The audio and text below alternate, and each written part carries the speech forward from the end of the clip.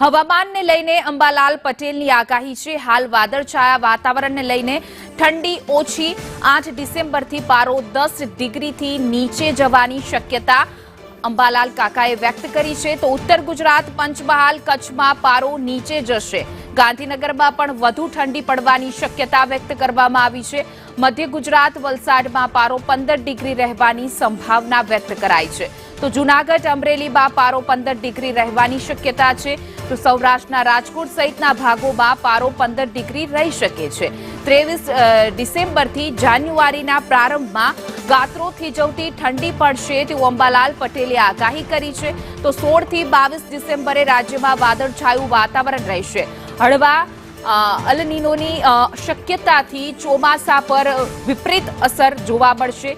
દરિયાઈ પરિબળો અનુકૂળ થશે તો ભારતીય ચોમાસું આવી શકે છે। હાલ વાદળછાયું વાતાવરણ રહેશે, ધીમે ઠંડી વધશે, પરંતુ પશ્ચિમી વિક્ષેપ હટી જતા તારીખ 8 ડિસેમ્બરથી ઉત્તર ગુજરાતના ભાગો, પંચમહાલ અને કચ્છના ભાગોમાં લઘુત્તમ તાપમાન 10 ડિગ્રી સેલ્સિયસથી નીચે જવાની શક્યતા।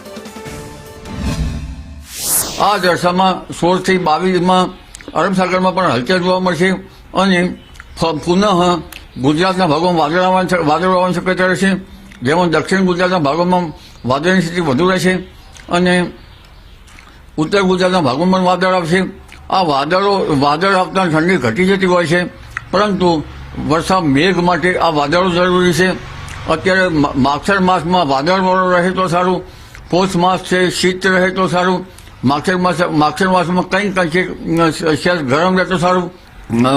16 થી 22 આસપાસ વાદળ રહેવાની શક્યતા રહેતા આ દશામાં એક મજબૂત પશ્ચિમ વિક્ષોભ આવશે અને જો કે પશ્ચિમી વિક્ષોભ મધ્યમ કક્ષાના છે।